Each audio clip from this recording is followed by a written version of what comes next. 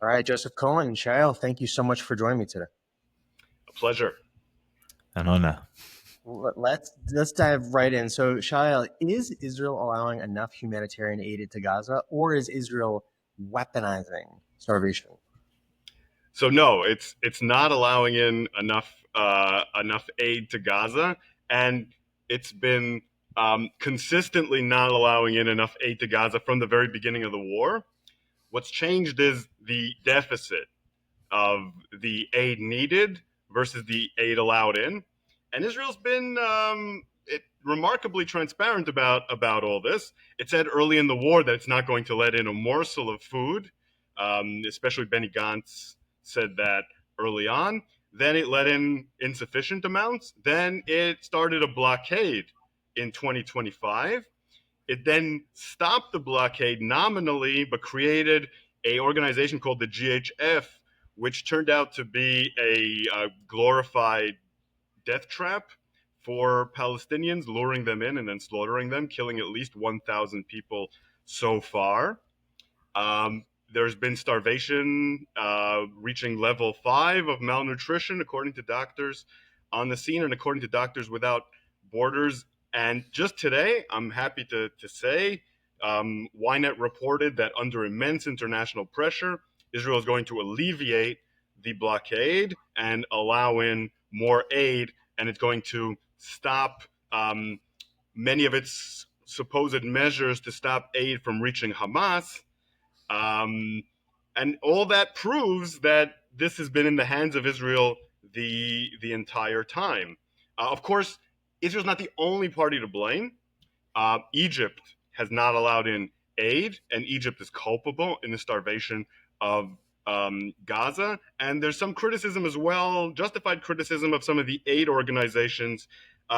Instead of boycotting GHF, they probably should have done more to supplement it. But I understand why they boycotted it. But the primary reason that there's starvation in Gaza is because of Israel, and it's an intentional policy. And you can see quotes from Israelis saying that it's an intentional policy. What do you make of that, Joseph? So there's a lot of claims that have been made. So I think maybe for me, I'd prefer to go more conversational. I'm not an expert on starvation, and I'm like anyone else. I'm simply reading news articles, speak to people I know in the IDF, and trying to build as accurate a picture as I can. And so I think Shaiel opened by saying that there's not enough aid getting into Gaza. And so one of my first questions would be, what would be enough aid? Because my understanding is 1.8 million tons of aid has entered Gaza. And the issue hasn't been the aid getting into Gaza, but the distribution within. And that makes a lot of sense to me, because all of the mechanisms that would usually distribute aid, from the agencies that would, from the roads that would be used to transport, to the warehouses that would be used to store the aid in, all of this has been completely upended, and an entire new playbook has to be written to distribute aid. So it makes sense to me that either through the chaos that we're witnessing in Gaza, the organizations involved in their connections with Hamas, and just the fact that this is a live war zone with one of the biggest displacements of people, internally displacements of people that we've seen in the region, that any distribution of aid within Gaza is always going to be chaotic in such conditions. And so I think my first question to Shaiel, I'd rather than this just be debate, because I'm not one of these people who's going to sit here and call Shaiel a capo. I think he's like many of us. He looks at the images that come out of Gaza and he's horrified by what he's seeing. And I think that's a human reaction to what's happening. I think we'll arrive at very different conclusions, but I don't think Shaiel's intention is one of hatred of his own people or anything like that. It's more just lost like 10,000 followers, Joseph. It's okay, but if it's anything like your growth on social media, maybe I'll gain another 20,000 for saying that. And so, what with 1.8 million tons entering Gaza in a population of around, well, it will be sub 2 million now, with those that have been fortunate enough, and there's very few of them that have been this fortunate enough to leave Gaza, that seems like a ton of aid per person, which is, by my simple calculations, a lot of aid. And so my question is, what is enough? Yeah. So first of all, just in terms of calories per person, all the calculations show that it hasn't been enough, especially lately, which is why the pictures that you're seeing of people starving are at a whole different level in the last few days. So whatever malnutrition Gaza was suffering before, last few days it's been a whole new level, and that's because in the past the level was much closer to what was sufficient. Now, everything you said about distribution is very true. We have a lot of problems with distribution, but a lot of these problems seem to be intentionally manufactured. We have had attacks on the World Kitchen headquarters and their distribution system. We've had UNRWA be defunded, and they were responsible for a lot of the distribution. And what also started to happen at some point was that the Trump plan for the displacement of the people in Gaza and the manipulation of the aid came into one. So you talked about the displacement. The displacement is also an intentional policy. So we have destruction in some of the cities in Gaza, Gaza City and Rafah, and now in Khan Yunis as well, that is greater than the destruction we saw from Hiroshima and Nagasaki. That's because you have units going in with bulldozers to take down whatever buildings are not destroyed through bombings. And then the idea of manipulating the aid was to lure the population or move the population to the south. So you have a strategic policy here of limiting the aid, and you also have another problem here, which is Hamas, and of course people who defend the Gazans and attack Israel often ignore the role of Hamas in this. The role of Hamas in this is very serious and bears deconstructing. I think that one of the mistakes that people make on the pro-Palestinian side is looking at Hamas as victims here or as fighting for the population. Hamas is partners with Israel to an extent in the starvation of Gaza. The people in Hamas are able, with guns, connections, tunnels, to get all the food they want. They store food as well that they don't need because they know that food is power when you have famine. And that means that even if you have enough calories to go around, which usually you don't, Hamas is taking the surplus, selling it at very high prices. But the best way to prevent all of these games, the best way to prevent all this starvation, the best way to take away the power of food from Hamas is to flood Gaza with food. There were times in this war, especially under the Biden administration, when enough food was being brought in that there wasn't starvation. And that needs to happen again. If the GHF wants to continue operating, fine. I don't think they should. But all the other international aid organizations should be allowed to operate freely, and Egypt should also open the border.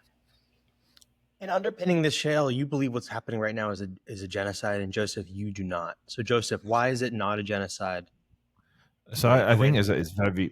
I mean, Shaiel actually explained why it's not a genocide in his explanation of what he suspects is happening, and I'll definitely answer that question. One thing I would just add, I think all of Shaiel's analysis. You don't think it's a genocide? No, I don't think it's a genocide. I think he's saying I have some kind of contradiction, so I'm waiting to see what the contradiction is. Okay, so I'll skip what I was going to say. I wanted to, Shell's made a lot of points there, but I would like to address some of those, so maybe we'll come back to those. What I will say, and just directly answer the genocide charge. So Shell pointed out that you're looking at level of destruction that surpasses Hiroshima and Nagasaki. And the United Nations, months back, said that 70% of the buildings have been damaged or destroyed. Now, people exist in buildings. We're in buildings at the moment. And if the building we were in was hit by a bomb, we're not going to be here anymore. We're going to die. And when you're dealing with that level of destruction, It shows you that there's been a clear intention to evacuate civilians from those areas, which is exactly what we've seen. So when you look at other conflicts, when you look at Aleppo, when you look at all around the world, what tends to happen is people start fighting, they start killing each other, and the civilians flee. Now, that hasn't been an option for the people of Gaza, tragically, because the southern border is locked and they're not getting into Israel because that's clearly these two territories are at war with each other. And so the civilians have been forced to live in this war zone, which has been fortified by Hamas, who've built a network of tunnels under civilian population centers with 5,700 tunnel shafts that we've counted so far. I'm sure there's many, many more entering into these densely populated areas. And so Israel's been faced with this challenge. Well, what do we do? Civilian refugees can't flee. Women, children, they're forced into this place. Hamas have fortified these cities. They've built labyrinths of tunnels. They're bringing up from tunnels and killing our soldiers at a rate that's hardly ever been seen in any war that Israel's fought. Just for context, more soldiers have died in Gaza than the Six-Day War. Israeli soldiers. So we're losing a lot of people because of the landscape of where we're fighting and who we're fighting. And so Israel's had to deal with this threat. And so they've started taking down those buildings. Now, they haven't got time to go from door to door with an explosives team, etc. So they've had to take down buildings. And we've seen the images of buildings coming down because they're either booby-trapped or there's suspected tunnel shafts, etc. But when those buildings came down, the people weren't there. So where were they? They'd been warned to leave. Safe zones had been created. Humanitarian corridors had been created for people to evacuate these areas. And instead of seeing 70% of the population damaged or destroyed in this conflict, we've seen 70% of the buildings. And thank God it's just the buildings that we've seen that have come down. Because if we'd seen 70% of the population, that would be genocide. That would be 1.4 million dead Palestinians. And thank God that isn't the case. Thank God Israel made millions of phone calls, dropped millions of flyers, made countless broadcasts, created maps and humanitarian corridors telling people how to get to safer areas to avoid the conflict, because nobody else is doing anything for the Palestinian civilians. The Arab world has turned its back on it. Egypt has locked the border. The humanitarian organizations, the Palestinian anti-Zionist activists are all saying, no, the Palestinians must stay. They must live in this war zone. When we looked at Ukraine, there's 6 million refugees, 6 million refugees from Afghanistan, 6 million refugees from Syria. Almost every war we see millions of civilians fleeing. But that hasn't been an option for the people of Gaza. So Israel has had to take these measures to evacuate civilians and ensure that there hasn't been a massacre of the scale that there would have been had Israel not taken these precautions. So no, there is no genocide. Yeah, so I don't think that you can look at the bombings of the people in Gaza as the main indication of genocide. I would say that the Israeli Air Force bombing strategy has not been, as you said, to kill as many Palestinian civilians as possible. That's not been the strategy. The strategy has been that if there's civilians in the way, in any way, even remotely, then they're fair game in terms of collateral damage. But there hasn't been a strategy of destruction. The amount of collateral damage that Israel is allowing in these bombings has escalated significantly. From the time when I was in the army, we would look and see if there were a few civilians nearby, we would call off an attack. Now they're taking down entire buildings when there's a Hamas terrorist in the building. So that's changed significantly. That on its own isn't genocide. That's a significant war crime when there's no proportionality. But you have to look at the larger scope of things. The destruction of the buildings, of all these buildings, is admittedly, according to the IDF, according to the Israeli government, part of an attempt to relocate the population. It's no longer, they no longer say this is all about booby traps and Hamas. Some of these houses were, for sure, but 90% are not.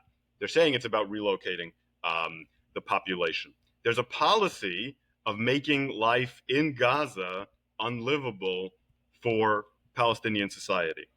so that everyone will leave. And if a lot of people die on the way, that's fine, according to Israeli strategy. The strategy isn't exactly to kill everyone immediately. That's not the zeitgeist. That would call a lot of attention. Instead, the strategy is to undermine every single element that makes life livable in Gaza, whether that's destroying the entire health infrastructure, whether that's making starvation rife, whether it's the intentional, and I talked to people in the IDF who have told me, intentional destruction of all clean water supplies in Gaza, not allowing people into the ocean so they can't fish, so they can't cool down, just every measure that you can possibly make to make life unlivable. And then when finally Israel and the United States manage to convince another country to take all these people in, everyone will want to leave. Now, that's not exactly what you would call voluntary evacuation. That's forcing people out by making life unlivable. Now, the sum total of all these measures, it includes a lot or all of the indicators of genocide. You're stopping people from being able to reproduce. You're destroying a section of the group. You're trying also, through the ethnic cleansing of Gaza that's being encouraged, to destroy Palestinian identity and the Palestinian people as a whole.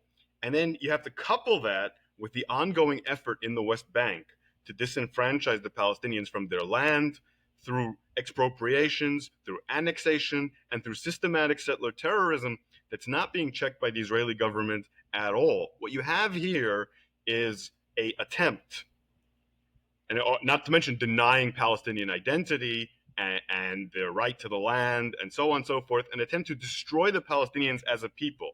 Not necessarily to immediately kill every single member, but to destroy the Palestinians as a people. And if that's not genocide, I don't know what is.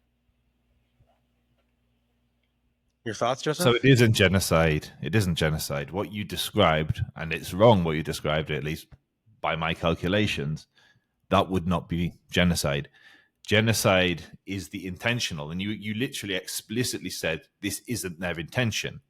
Genocide has to have intent, and it has to have the intent to destroy in some or in part the people in question. There is no desire to genocide the Arabs. What you have and what you've described, I don't believe is the intention of Israel, because it removes all the agency from those that are fighting against Israel. So you mentioned the destruction of healthcare facilities. Yes, there has been destruction of healthcare facilities, but healthcare facilities have been turned into military positions. Shifas had a command center under it. The European hospital, well, that's where we killed Mohammed Sinwar.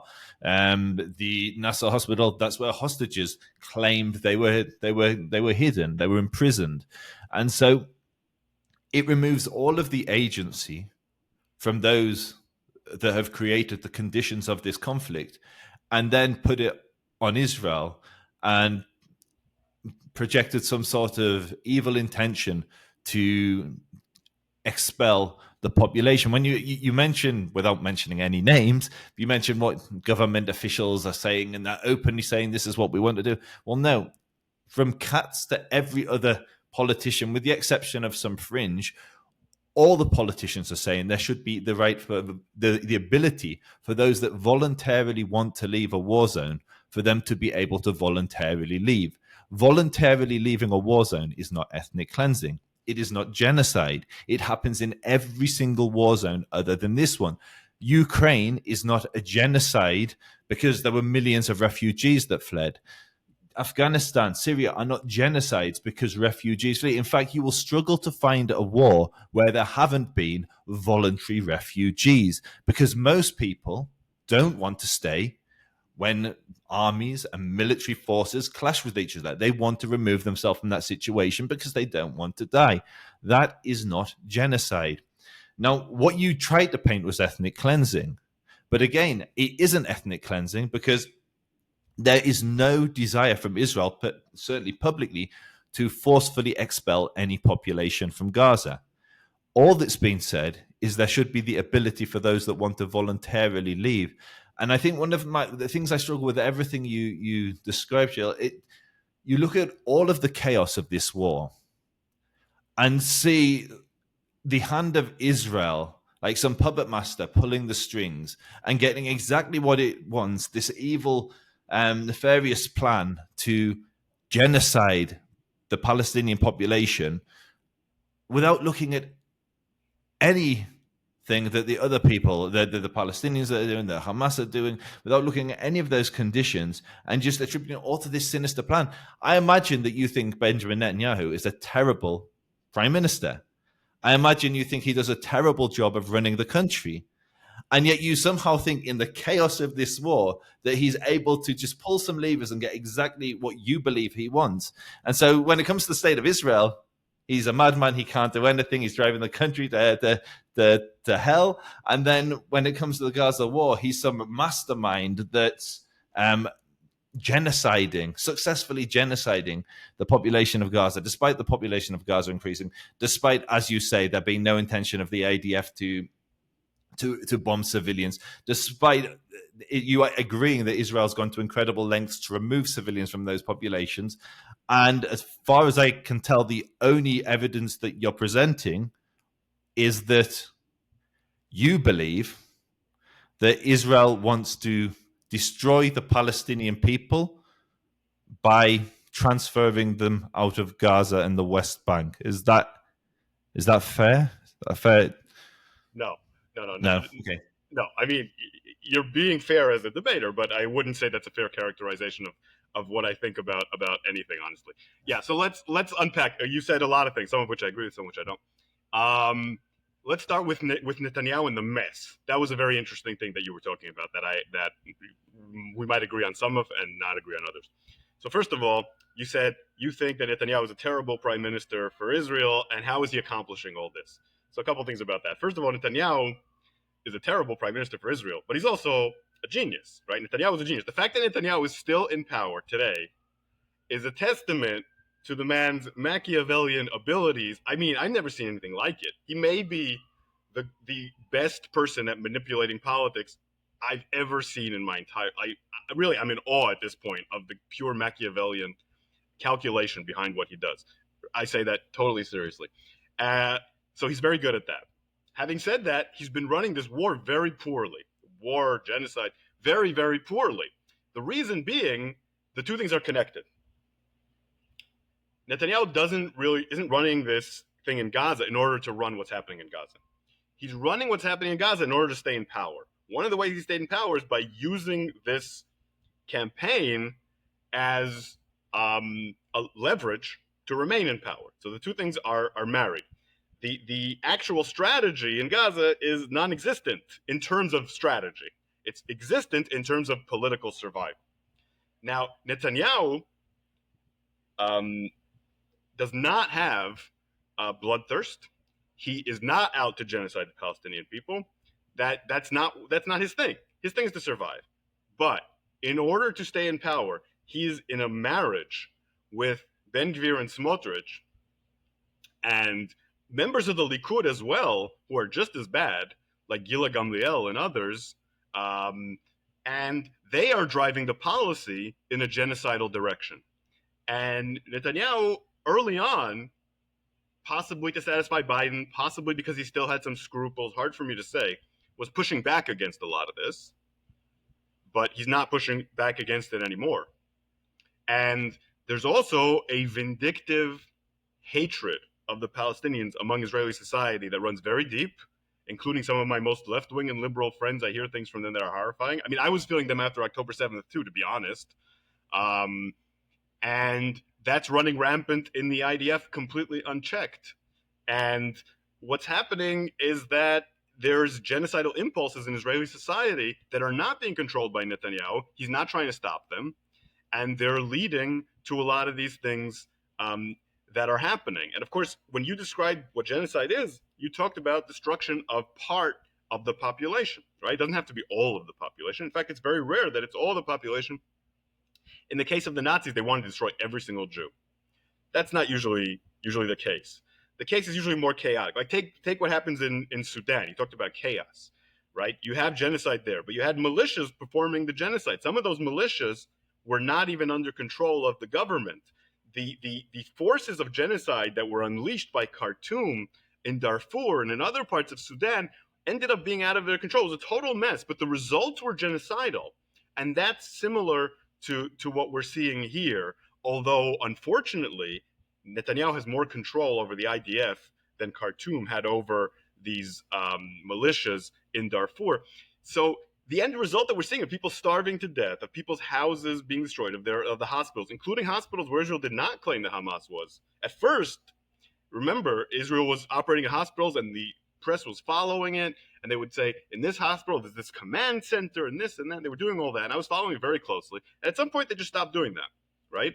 They just started destroying hospitals without telling us why, very often because they had no real explanation, because the point of this is to make life unlivable. When you make life unlivable, people die. And right now, there's nowhere to even go. So even encouraging immigration is aspirational at this point. What's happening in practice is they're killing people, and they're killing people intentionally. And that is a genocidal act. They're killing part of the population intentionally. And again, it is, of course, ethnic cleansing if they manage to get someone to take all these people in. Right now, it's just aspirational ethnic cleansing. And in practice, it's genocide. And, Israel's working with the United States right now to try to find a place for them to go. But right now, they're just killing people, starving people. And really, and one last thing, if the use of the word genocide shocks people into action, then it's worth it, because this has to stop. And we don't wait until a court says that it's genocide 2 years later. This needs to stop now so that we can save lives. So one of the things I'm not trying to debate you. I'm trying to understand you at the moment, and then maybe we get to a hardcore clash towards the end. But what I'm trying to understand is, are you saying there's the potential that it could turn into a genocide, or you believe it's actually a genocide? But you who is behind the genocide then? Is it the Israeli military machine? Is it Netanyahu? Is it Ben-Gvir? Like, who is orchestrating the genocide? Where is this intention coming from? Because obviously genocide requires intention. People have died in this conflict since before the founding of the state. No one said it's a genocide before when someone is intentionally killed for whatever reason. The intention isn't that they've intentionally killed, it's they've intentionally killed for the purpose of destroying this people. And so where is that intention coming from? That's what I'm not seeing how you're connecting those dots. Yeah, so I think the government, the Israeli government, is completely culpable in this. At the beginning, you had a government that was split. You had Benny Gantz in there, and you had Eisenkot, and you had Yoav Gallant, who was more focused on fighting Hamas, not that he didn't want to do some criminal things himself, and so on and so forth. And then there was a struggle. Once those are removed, in order to survive, the Netanyahu government adopted the Ben-Gvir-Smotrich policy. The Ben-Gvir-Smotrich policy is genocidal. The current defense minister, Israel Katz, is there to make this policy happen in a way that Gallant was not willing to do.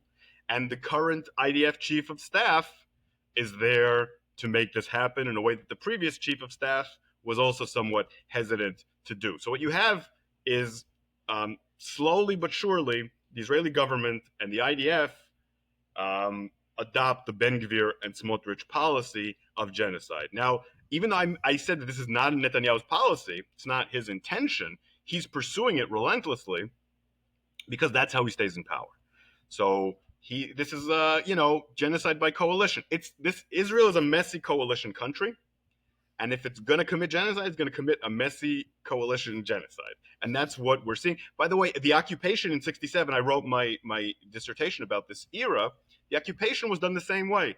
Levi Eshkol wasn't particularly enthusiastic about it. And then you also had people in the Labor Party who were against it. But then you had Yigal Allon who wanted settlements here. And you had Moshe Dayan who wanted settlements there. And they ended up building settlements everywhere. Because by coalition, they decided that occupation was the easiest way to stay in power without rocking the boat.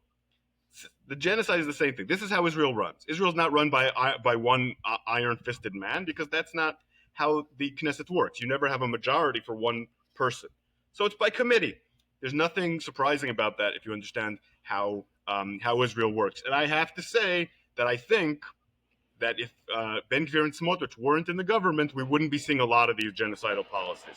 Having said that, there's so much anger in Israeli society that even if we had a Lapid, Gantz, Netanyahu coalition, I think we'd be flirting with a lot of these things. Like, I'm not sure where this would be. A lot of this would be happening to a lesser extent. So it's a very complicated question. But Ben-Gvir and Smotrich, and the fact that they've not allowed Netanyahu to run a coalition, they're not allowing him to run the operation in Gaza in any way that takes Palestinians into account. They're the driving force behind this, but Netanyahu is ultimately culpable.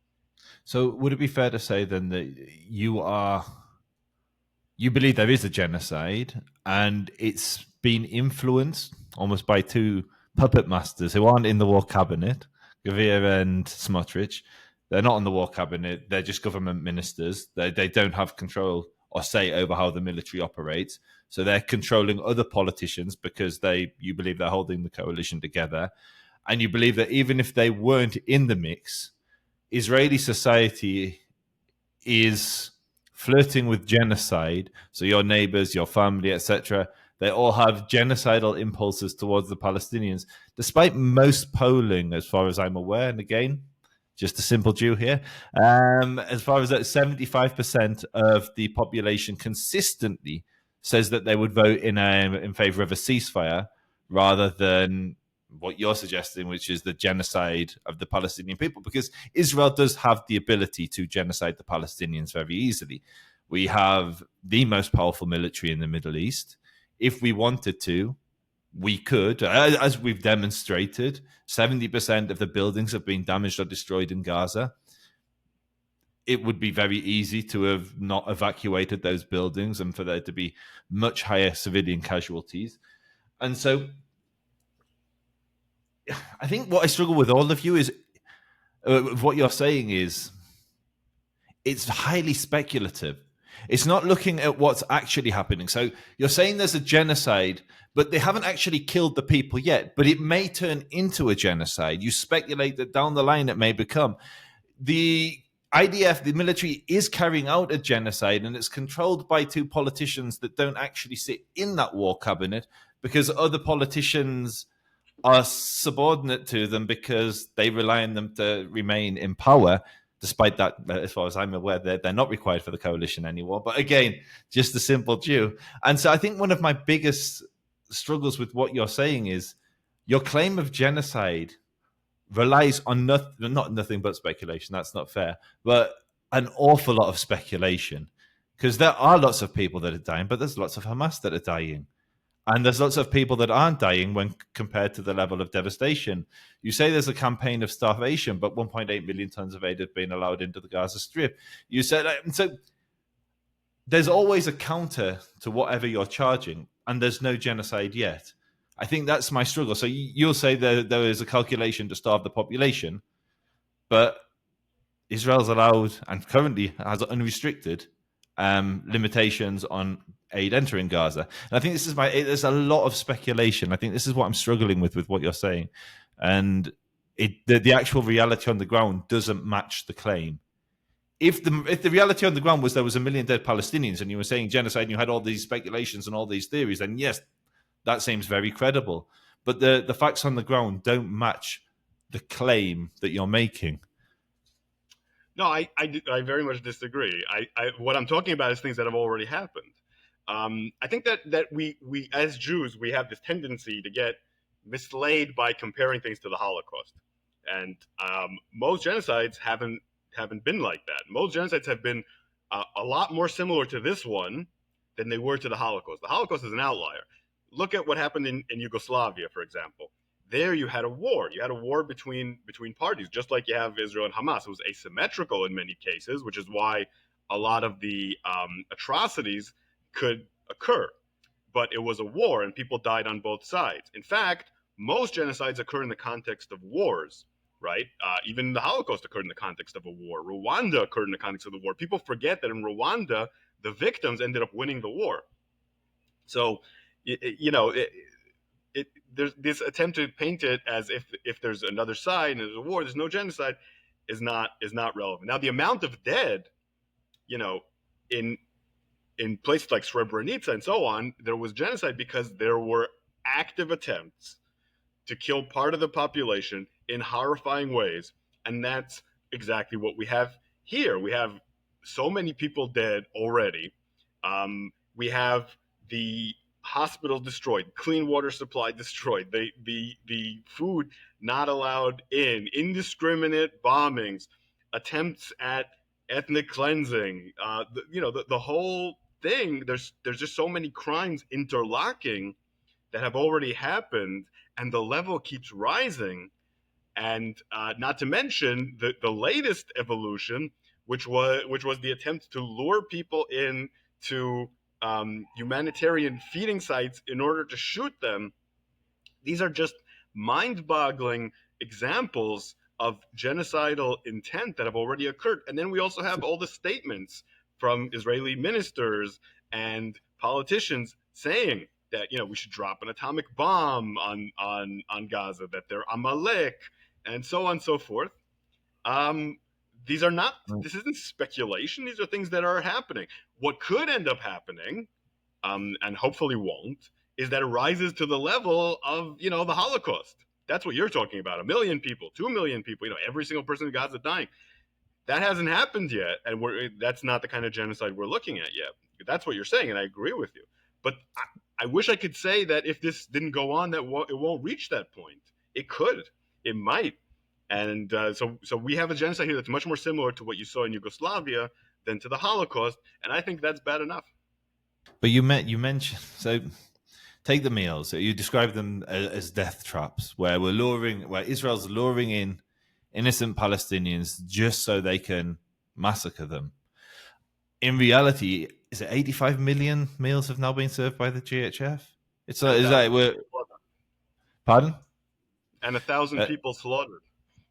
And there have been active gun battles between IDF and between Hamas at these sites. So what I'm saying is 85 million meals have been distributed. If there was an intention to massacre, we'd see far more casualties at these sites. That's not the intention, is to feed.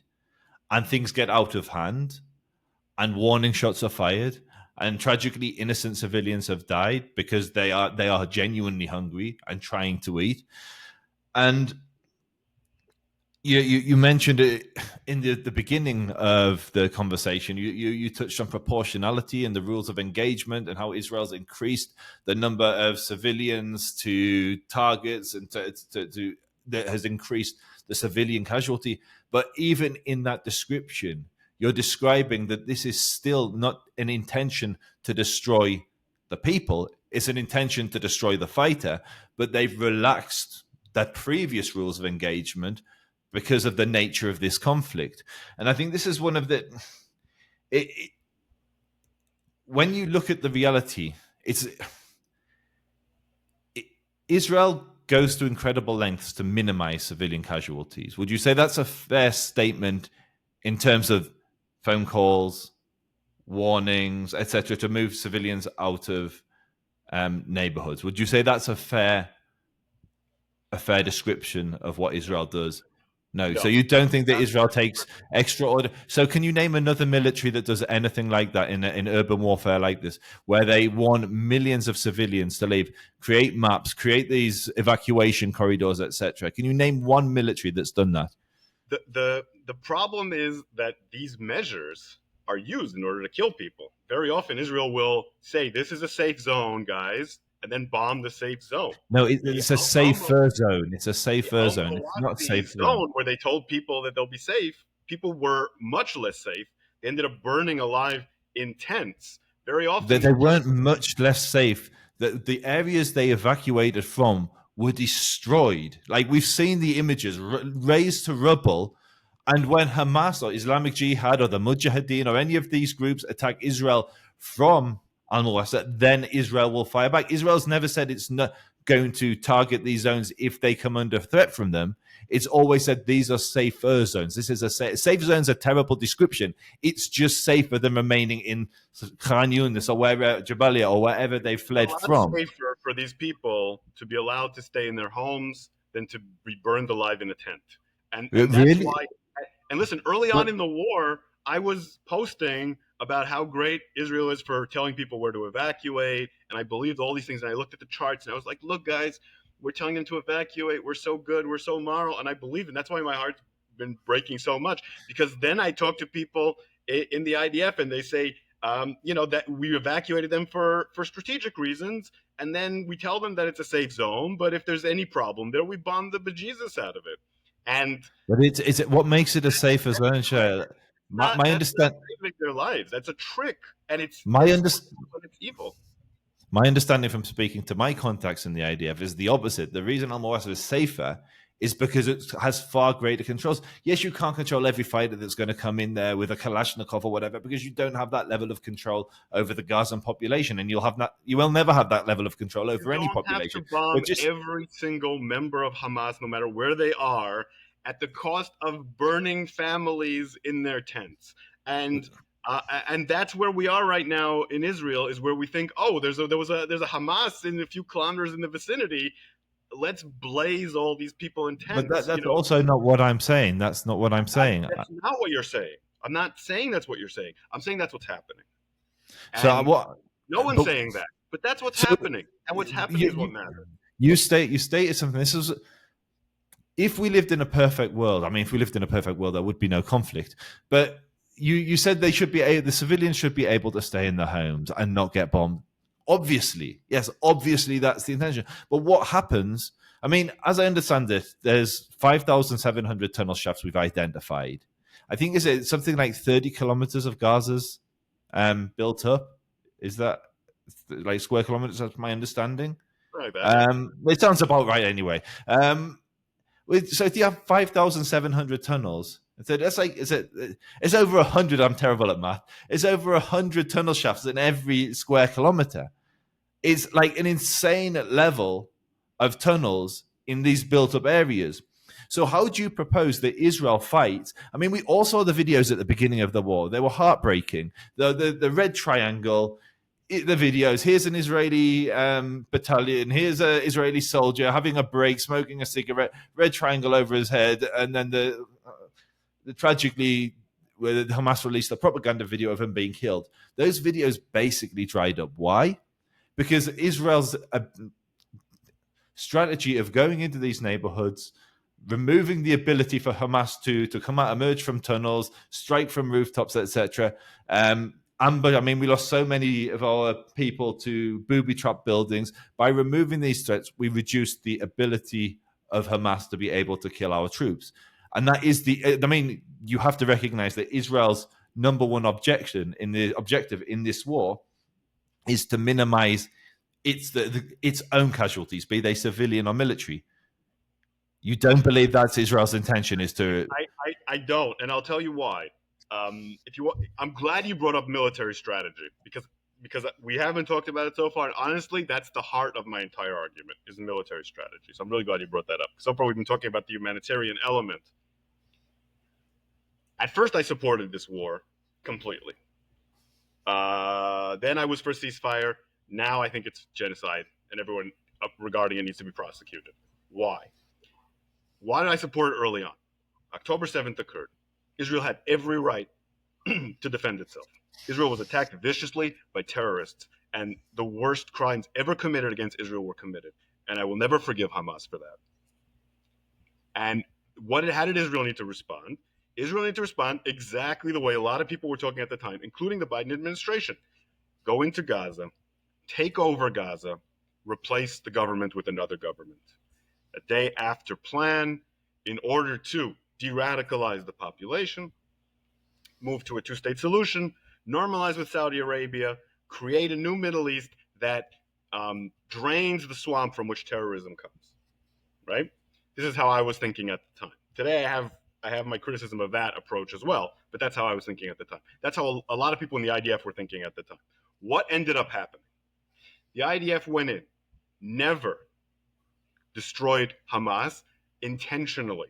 Why did they never destroy Hamas intentionally? Because they never took over all of Gaza. You have to take over all of Gaza if you're going to destroy Hamas, so that you can replace it with another entity. The IDF was saying this from day one. Herzi Halevi the chief of staff, and everyone else was saying this is a political problem ultimately, not a military one. Sure, you need to remove Hamas from physical control, but you can't kill every single person with a Kalashnikov in Gaza. You need to create an alternative. You need to take over governance. Israel never took over governance. There's parts of Gaza that have still not been taken over. And meanwhile, there's other parts of Gaza that have been invaded 6 or 7 times. There's no military logic to this. I have a PhD in military strategy. There is no military logic to what Israel is doing. No one in the IDF has any idea why Israel is going in and out of these places. Imagine if people are always saying Hamas is like the Nazis or whatever, right? Imagine if Patton had gone into Germany, and instead of going into Berlin, he'd gone into Stuttgart and withdrew. He went into Frankfurt and withdrew. He went to Munich and withdrew. And Hitler was sitting in his bunker in Berlin. Okay, Hitler, in this case, Sinwar, was killed, right? But his heirs continue to sit there. And you never try to take over all of Gaza. You never try to replace it with a new government. What do you have to do? You have to do what you did in Germany. Take over all of Germany, remove Hitler, remove the Nazi party, put in a new administration. Israel never did that. It never did that because that's not the goal. There are 2 goals to this war. Goal number 1, to keep Netanyahu in power. Goal number 2, to remove the Palestinian people from Gaza. One is Netanyahu's goal. The other is Ben-Gvir and Smotrich's goal. The goal the military had from day one of replacing Hamas with a different government and defeating them politically was never the goal of the government. They were overruled over and over and over again. And there's a reason for that. What Israel wants is not to destroy Hamas. What Israel wants is to keep a rump, weak, pathetic Hamas that can't do another October 7th, so that they have an excuse to do a lot of the things that they're doing. They also want to create these clans so that they don't have to control there. They want to create an emirate in Hebron. They want to keep the PA barely existing. The idea is to keep the Palestinians weak and divided while they're destroyed piecemeal. I see zero intention to destroy Hamas. And I've been seeing this for a long time, way before I thought this was a genocide. Because they're not doing militarily the things you would need to do to destroy Hamas. And that's why your analysis is flawed from its very conception, because you believe, and I believe that you think this wholeheartedly and in good faith, that Israel wants to destroy Hamas. They don't. They could. Hamas is, you talked about how easily Israel could genocide the Palestinians. Israel could defeat Hamas easily. It needs to take over all of Gaza, install a new government. That's it. So to that point, how do they practically do that, given the infrastructure that Hamas has built up? Like so I look at the tunnels, I look at the booby traps, I look at the techniques which Hamas applies to fight in this asymmetric campaign. How would Israel do that isn't the way that they're doing it? So you say they should take over all of Gaza. Fine. How? How do they go into Gaza City? How do they go into Khan Yunis? How do they do that without having massive Israeli casualties and still defeat Hamas? Because you say it would be easy, and I struggle to see that. I think if it were easy, we would have done it. That comes all you Razor. have to do is go into one of these cities that we've already gone into, clear, hold, rebuild. That's how you do counterterrorism. I'm not inventing anything. Look at the counterterrorism manual of the U.S. military and of the IDF. Is there anything comparable to the tunnel network we're facing? No, there's nothing. This is a completely unique conflict because of the way that Hamas have planned. Hamas have planned this. Hamas aren't idiots, and they've engaged us in a way which we have no choice but to fight like. This is what I'm struggling to see. So you say you go in and hold. Okay, how would you hold with a network of tunnels which they're popping up out of and massacring us, whoever is within range of their fighters? This is what I'm struggling. I don't think it's as easy as you're saying. I don't think you just go in and hold Gaza, like Gaza City or Khan Yunis or Jabalia. I don't think it's that simple, unless you do what we've done and you raise these neighborhoods to rubble, and then you can hold them. But you're saying that's a war crime. Raising the buildings that are over the tunnels has done very little to the tunnels. The tunnels are still fine. Hamas is still fine. You're completely conflating two different things. the buildings that are over the tunnels can be destroyed, and the tunnels beneath them are fine. In fact, the rubble covers up the shafts and allows cover for the Hamas to come out. So what Israel's doing has nothing to do with that. And the stated goal of destroying all these buildings has been to make sure that the population can't return. Not the stated goal has been they are booby trapped and the buildings are booby trapped. There's tunnel shafts. This is what. But now that they're bulldozing all these places, they're saying, listen, this isn't me, Israel Katz. We're building a humanitarian city. We're going to raise all the rest of Gaza to the ground so that every single person in Gaza will go to our humanitarian city. This is not me saying. That's what Israel Katz said. Now, earlier in the war, when Israel took over neighborhoods and cities, they managed to reach a point where the tunnels were not active, or it was very difficult for Hamas to come out, because when you're in an area for a while, you map out the shafts, you look for the shafts, you cover the shafts, you dynamite them, so on and so forth. That's what happens when you hold. When you leave, you allow Hamas to rebuild. But that's what Israel did in all these places. They went in, boys were killed, they put all the sacrifice into it, and then they left, and then Hamas went in and rebuilt. And if you have contacts in the IDF, you know exactly what I'm talking about. You had soldiers die in one place, and then a few months later, they died in the same place. And people are saying, why did my friend die there? Why did we do all this? We have to go back, and now we're going to die. And in 5 months, they know that it's going to happen again. Because if you don't hold the area, Hamas can rebuild. That's not how you militarily fight. And there's precedent for this, by the way. Vietnam War, look at the tunnels that the Viet Cong built. This is what guerrilla warfare is like. And the Marines at the time and the boys in Da Nang and elsewhere wish that they had such a small area to cover as Gaza. Gaza is small, and holding it is not that hard. And yes, of course soldiers will die, but it's a war. You want to accomplish military goals without soldiers dying? Right now, what we've had is hundreds of soldiers die without achieving any military goals of significance whatsoever. We're just killing people with Kalashnikovs who you can replace. I mean, we've destroyed the entire leadership of Hamas. That is one of our objectives. That's a goal, no? When I was in the army, we would say all we're doing is, this is going to sound semi-racist, all we're doing is replacing one Ahmed with another Ahmed. And the infrastructure remains. And so you believe Hamas's infrastructure remains? You believe that, like, both in terms of human resources and physical resources, you believe it's all intact? I believe it's been harmed by the war, but I believe that it still operates. It still operates much better than it should operate after how many months now? 19 months fighting against the IDF in such a small area. That's because they've been intentionally spared. Not that they haven't been savagely bombed and killed by the IDF, but rather areas of their control have always been allowed to continue. And that's an intentional policy. And I don't see any other way that it can be. And a lot of people in the IDF believe that it's an intentional policy. And so okay, I can't argue against that. You believe? Sorry, Jake. Yeah. Joseph, your thoughts on that? I was just going to give them. so I think I agree with part of what you're saying. I think the campaign could have been fought faster.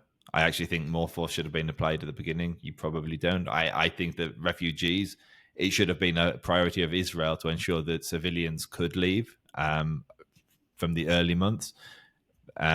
We should have put huge pressure on Egypt. We should have done whatever it took to enable people to escape the war zone, to minimize civilian casualties. But I think it's patently obvious that Israel has gone to extraordinary lengths to intentionally reduces Hamas's ability as best they can, be it the leadership, taking out Hanias, literally the entire, there was that silly deck of cards that was going around with every Hamas leader, and virtually you log into the internet and you say, okay, Hania's gone. The next day, okay, Sinwar's gone. And it literally goes through the entire military leadership. So there's a clear intention to destroy the leadership. And then you look at the number of Hamas fighters we've killed. We've killed tens of thousands. Now, I believe the main reason we didn't hold Gaza, the areas where we came out of and where we go in and out of. I believe it's because of international pressure from America, pressure from the wider world, the ceasefires, etc. Like Hamas, all of the ceasefire conditions are: we withdraw from Gaza, we don't hold Gaza. And so there's huge pressure on Israel not to remain in these areas, and there's a cost to Israel remaining in those areas militarily. And so I think with a lot of what you say, it almost verges into conspiracy theory. All of your theories hinge on speculation. So you speculate that Israel hasn't gone into A because Israel wants to keep just a weak fighting force there so they can remain in Gaza. Is that a fair characterization of what you're saying? So they haven't taken all of Gaza, they haven't held all of Gaza because they want to prolong the conflict. Yes. Yeah. Yes, and it's been the stated policy of this government in the past to say that Hamas was a strategic asset. Bezalel Smotrich said Hamas is a neches, it's an asset. The reason that they think it's an asset is because as long as Hamas is there, you have an excuse never to pursue peace, never to pursue a Palestinian state, to say all Palestinians are terrorists and deport them. Hamas serves an essential role. If they didn't exist, Smotrich would have to invent them. And that's why they haven't been destroyed. There's a reason. But of course, everything he said is correct. Netanyahu doesn't want another October 7th. Those conspiracy theories, talking about conspiracy theories, that Netanyahu let October 7th happen, those are blatantly incorrect. It was terrible for Israel to have October 7th on every level, including politically for Netanyahu, which is all he cares about, in my opinion. And therefore, he doesn't want that to happen again. And he killed the entire leadership of Hamas because that's great for him politically. If he didn't kill Sinwar, it would make him look weak. So he killed Sinwar. He killed everyone. He's left Hamas in a rump position where they can cause a minimum of damage, which is exactly where he wants them. And, there's two ways you can pursue this war that make sense from a strategic point of view. One is you go in and you destroy Hamas completely and you replace them. That's the military element. The other is you take advantage of the ceasefire proposals, some of which have been very beneficial to Israel, including a willingness by Hamas to relinquish power, not relinquish all their arms. You take those and you build on that. Those are your two options. The option of continuing this war indefinitely while going in and out, getting soldiers killed, killing Palestinian civilians, none of that has any logic in terms of defeating Hamas or creating a better future for Israel or for the Palestinians. It has logic in terms of keeping Netanyahu in power and killing Palestinians and completing ethnic cleansing and genocide. Okay, so in most conflicts, you don't completely destroy the opponent. Is that fair to say? Like, there's very few conflicts. Like in World War II, we didn't destroy every single Nazi. Well, clearly, many Nazis survived World War II. In almost every conflict, the opponent survives. That's fair to say, yeah? And so... Yeah. Sorry. Go ahead. Yeah. Yeah. And so you're saying that Israel hasn't completely destroyed, but they've got a much weaker Hamas, yeah? As a consequence of the strategies they've applied, yeah? Listen, yes, but in wars, typically, when you can take over the territory of the enemy, you take over the territory of the enemy. But that's what we are doing. And that's what you're accusing Israel. I mean, that's where you're going with the whole genocide, ethnic cleansing charge. Is Israel is trying to take over Gaza? Yeah, that's what you're ultimately. Oh, No, you don't. no. Okay, so you don't believe that Smotrich wants to take over Gaza and settle Gaza? That's not what you're saying. Listen, you can take over a territory without ethnically cleansing it, right? That's what the Allies did in Germany. What the Allies did in Germany in World War II is your best example of what Israel should have done with Gaza. You go in, you take over, you take care of the population, you win over hearts and minds, and you put in a new government. In no way is that what Israel is doing in Gaza. It's doing the opposite. Working in West losing Bank. hearts and minds intentionally. It's blowing up hearts and minds. How's that winning hearts and minds working in Yehuda and Shomron in the West Bank? Maybe we should try it. I mean, we did. That was Oslo. I mean, building the settlements in Oslo was not the best idea. During Oslo, Israel quadrupled the number of settlements in the West Bank. If that's your idea of winning There hearts was a and minds, freeze on settlements. There was a freeze on settlements the only post time there was Oslo. ever a freeze on settlements was during the Obama administration. This is my specialty, settlements. Yeah, there was no freeze on settlements during Oslo. Which it's this tangent. No, we could do another thing on the settlements. So, So- Shaiel, how do you dismantle Hamas given the intricacy of the tunnels? I mean, I think what you're saying is if they wanted to, they could have. It would be so easy. Joseph's saying it's not that easy. It's unique. There's tunnels. You're saying it's not that unique. There was tunnels in Vietnam, but I think what Joseph is saying is given the specific situation in Gaza, this is the effective way to dismantle Hamas. I think just that's what you're saying, right? Well, I've already said that there's two ways to deal with Hamas, neither of which is what Israel's doing. One way is you would have to take over all of the territory, and you would have to build an alternate government. Now, the tunnels would not be destroyed outright initially. As you're building this new government, Hamas will be coming out of tunnels and trying to hit IDF, and the IDF will have to operate, but the operations will have focus on these tunnels. And then the idea that Biden had at the time, which I thought was pretty good, was that you slowly replace the IDF with a multinational force as you state build, and as you transfer Gaza to a reformed version of the Palestinian Authority that would ultimately deal with all this. That's option one.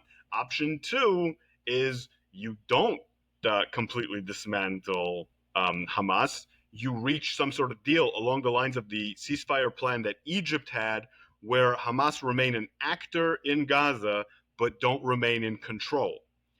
That's a less optimal outcome from the Israeli perspective, but also involves less sacrifice from Israeli soldiers. Both of those have a diplomatic horizon involved, leading towards a two-state solution and leading towards peace, which is why they're not being pursued. The tunnels are just not the issue.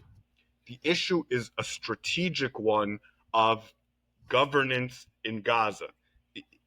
We have this tendency in Israel to look at these very complex political and strategic problems as if they're completely tactical.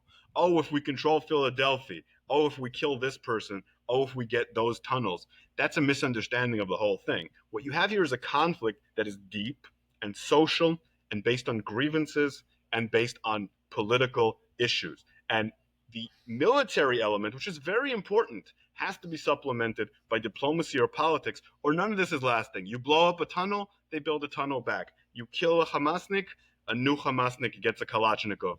This has to be a diplomatic and political effort. So to that point, how is what you've described, certainly with the second one, any different to Lebanon with Hezbollah? Where Hezbollah are separate from the government, but they're a military fighting force that had hundreds of thousands of rockets pointed at Israel. They were able to launch attacks on Israel at whim. How would the second one, where you remove Hamas from the government, but they are still present, they still have a network of tunnel, they still have fighters, they still have all their military capability, how do you prevent another October 7th by just switching who's in control of the government if they still are present on the ground? Well, what you want to do in this case is start a political horizon moving towards a two-state solution that solves the grievances behind the conflict, which is something that we haven't done with Lebanon. That might be impossible to do with Lebanon. Lebanon's a whole different situation. You leverage this into a convention where you discuss the future of the region with all the major stakeholders. But you try to transform it from a military, let me just finish, try to transform it from a military confrontation into a political resolution. You realize that you've reached the end of the rope of what you can do militarily and move to negotiations. It won't be pretty. It won't be easy. People will die, but at least people will die trying to reach a resolution instead of trying to make the problem worse, which is what we have now. And so if for whatever reason, not that they've ever done it before, the Palestinians turned down the two-state solution because, I don't know, they didn't have the right to return to Haifa, or whatever reason they gave for rejecting in the past. So let's say that happens again. So you're working towards your political horizon. Hamas is still present. They still have a network of tunnels. They are still by far the most powerful militia, fighting force in Gaza, with the exception of the IDF, obviously. How do you, if you're saying there, how do you avoid the Palestinians not just turning down the two-state solution again? They've turned down every single two-state solution. Well, first of all, you would want to create a situation where they're not the strongest organization in Gaza. Every plan for the future of Gaza has. But how do you do that without waging the kind of conflict that we've been fighting? The point what I'm struggling with what you're saying is you're saying we're fighting it wrong. We're fighting it wrong. We shouldn't be fighting Hamas in the way that we're fighting them. What we should be doing is going in and holding the territory, and then we should be replacing the government with a no. Okay, no, sorry, I'm saying sorry. there's two options for. I'm saying there's two. Okay. There's two options. One is you take over the entire territory and replace the government. That's not going to happen. I don't think that should happen now. Because Israel can't be trusted to take over all of Gaza and treat the population in any way. I supported that early on. I don't support that anymore. But I'm saying that's how the war should have been fought if Israel was serious about defeating Hamas. Early on in the war, I've had a very deep. This is already, maybe a little bit beyond the scope of this conversation. But I used to think that Israel had good intentions, more or less, towards the Palestinians, and now I don't. So early on in the war, I thought that Israel taking over Gaza was a good idea because then we could move towards this, that, and the other. I no longer believe Israel has any intention of doing any of that. And I believe that instead it has an intention of destroying the Palestinian people. I don't think Israel should take over anything anymore. But that's how the war should have been fought in order to win, right? Now I believe a ceasefire should be signed and an international force should be brought in and the PA should be put in order to govern the area or some Palestinian government. And honestly, do I think that what happens if they turn down a two-state solution? We should look to ways to solve the entire conflict, whether that involves the right of return, whether that involves a commission for truth and reconciliation over the Nakba. All of these things should be pursued so that we're not saying to the Palestinians, like we always do, take this little dinky area, take that little dinky area, have it demilitarized, we'll hold on to our settlements, and if you turn that down, you're terrorists. I don't think that that's really a way to pursue peace, honestly. I think we need to do better than that, and there's a reason they keep turning down our offers. Our offers suck.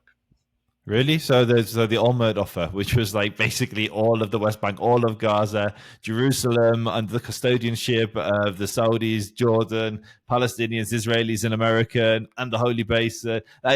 This offer sucked. Yeah, Israel still held on to the.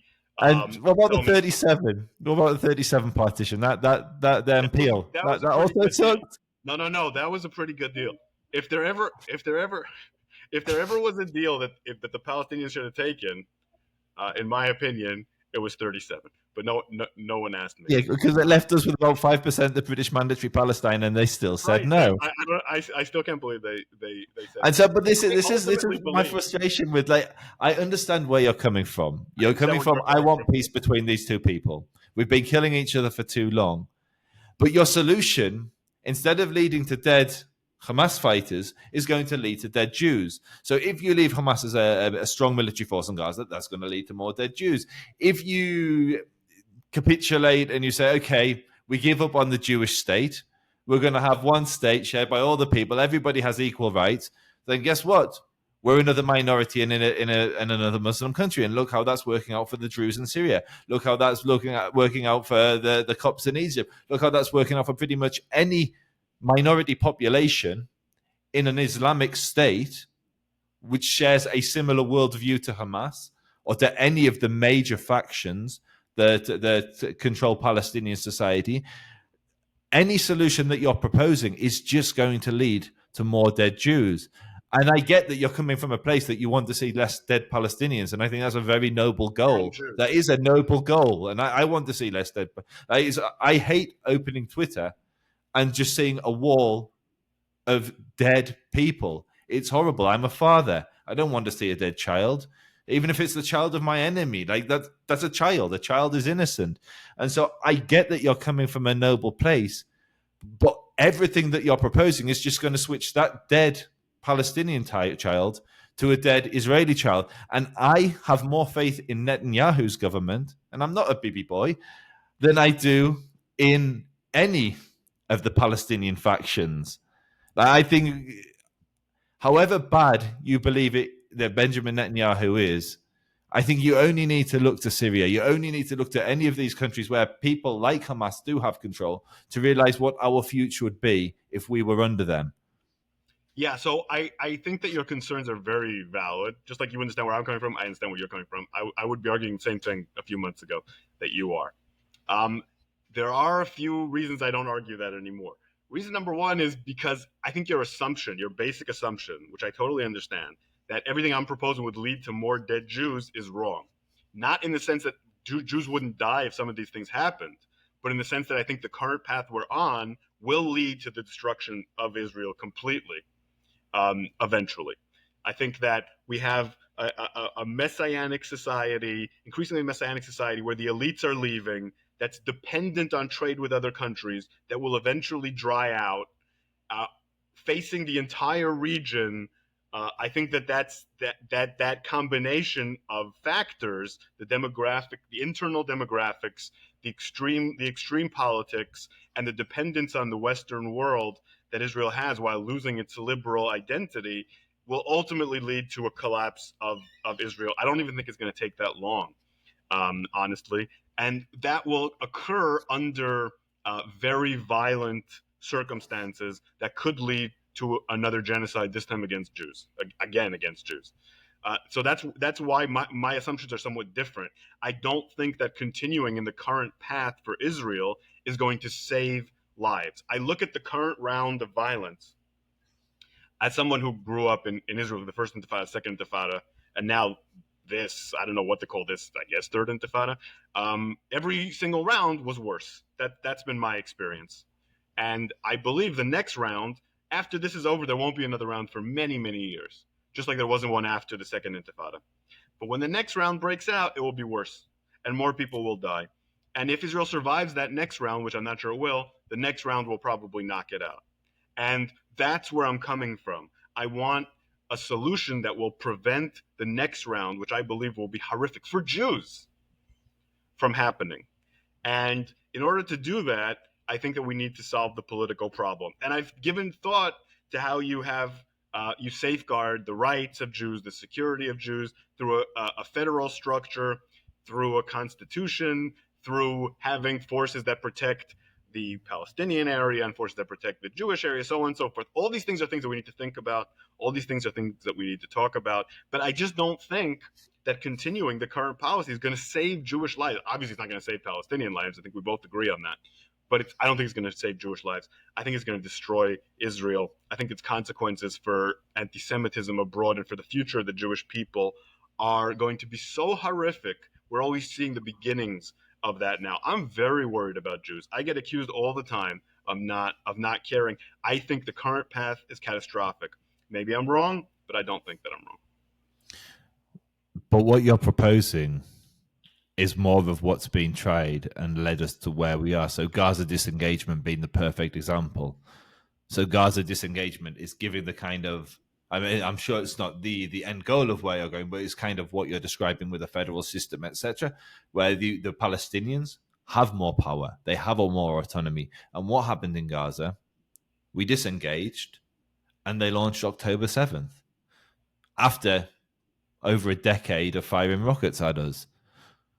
And so nothing you've described changes a shift in the mental. Like, I speak to, with the nature of my work, I speak to thousands and thousands and thousands of Arabs on an almost monthly basis around the world.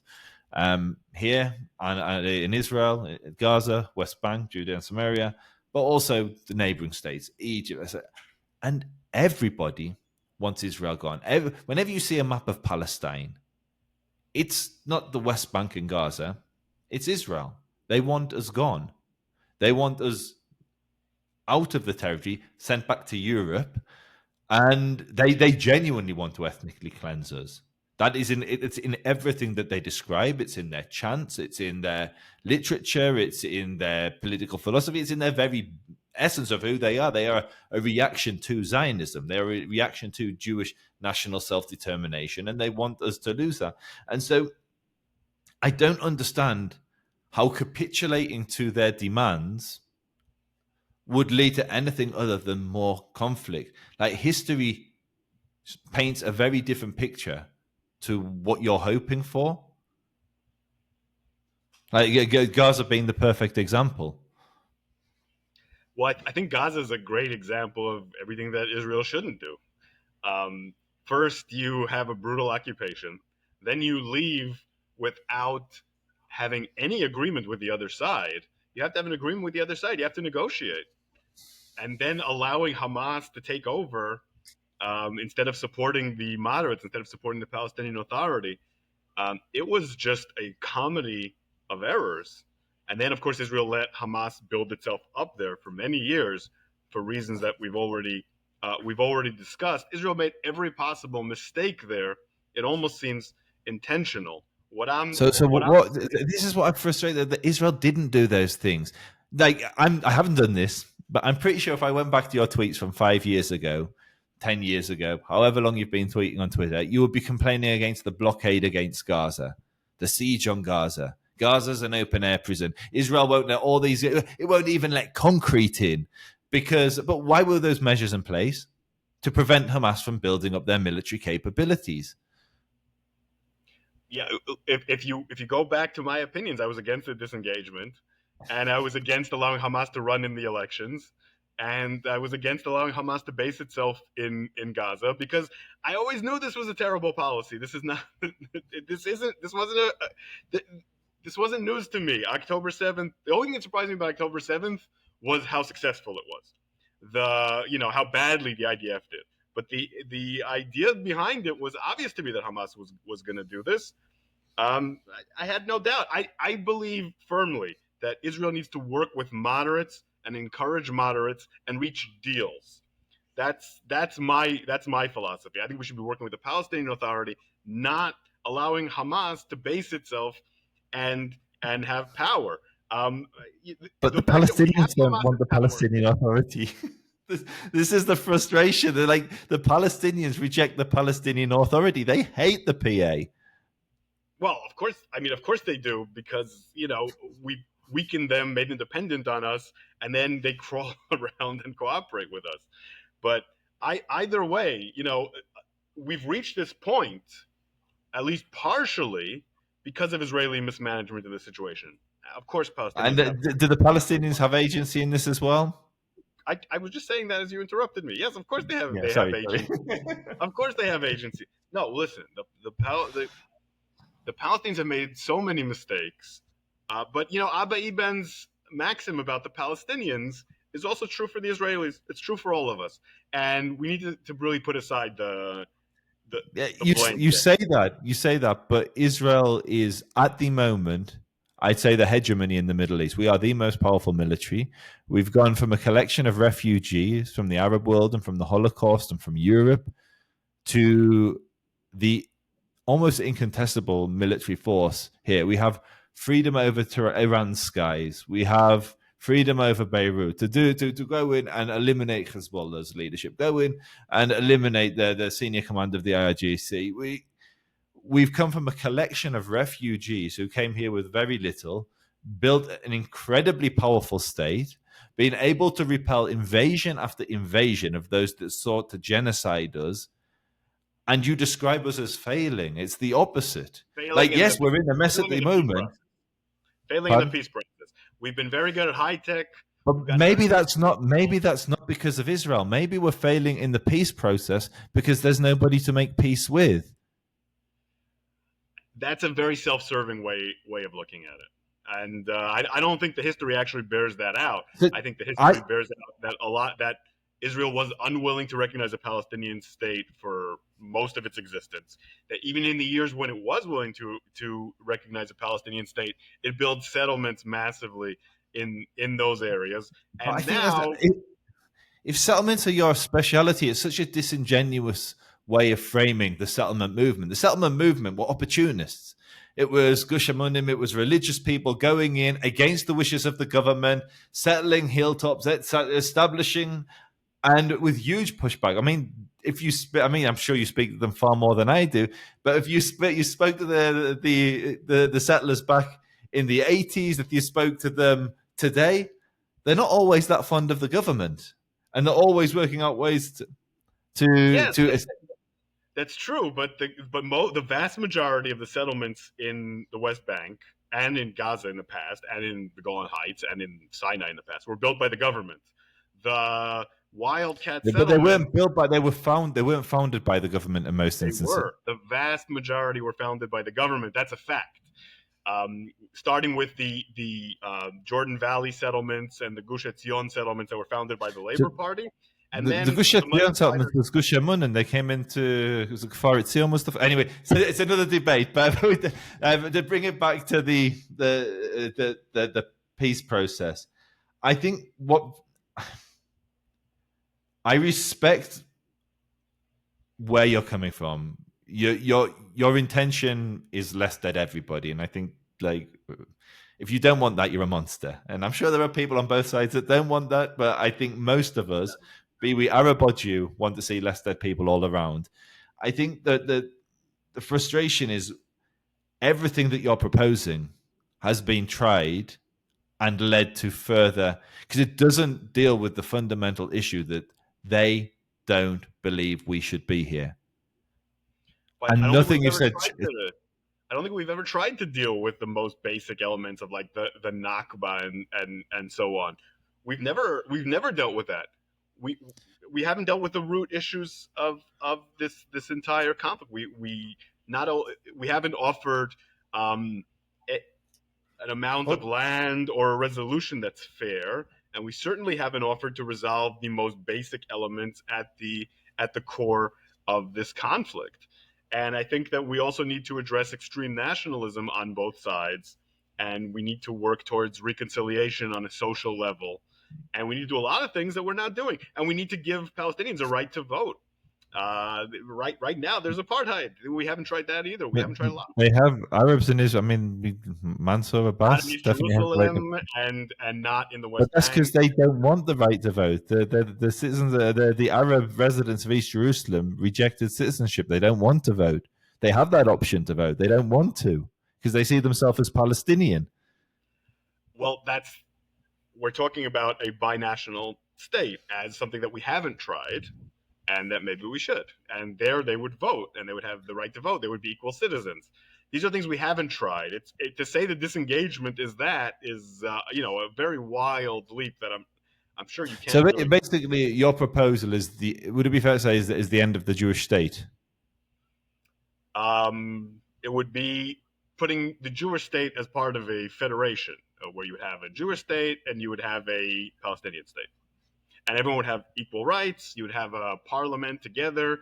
You would have shared military, Jews, a chamber for Palestinians. You would have a constitution. Shared military. Maybe, I don't know. Yes, probably, because right now we have a security situation where the military only defends settlers, and the military only defends Jews and kills Palestinians for the same thing. And really,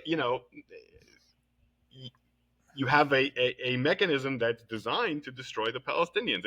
The IDF in its current format needs to be dismantled. Well, would you support Israel annexing the West Bank and giving the Arabs complete equality with the Jews in the West Bank?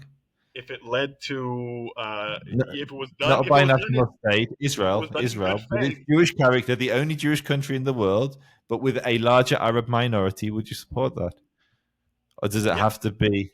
Yeah. No, okay. I don't believe in genetic and in demographic engineering of the state. I do believe in protections for both communities. You don't want to be policing how many babies people have and how many people live. That's a very bad road to go down. It's one of the reasons we're where we are right now. What you need is to abandon that kind of thinking. That's the trouble with. let's talk tachlis. Yeah, you live in Israel, right? You speak Hebrew, Yes, right? yeah.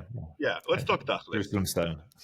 This is the problem with Zionism at its core, is exactly what you said. You are scared of what happens if Jews aren't a majority. You have reasons to be scared. Like, I'm not trying to dismiss that, but you're scared of what happens. Then you immediately start thinking, how do I keep that majority?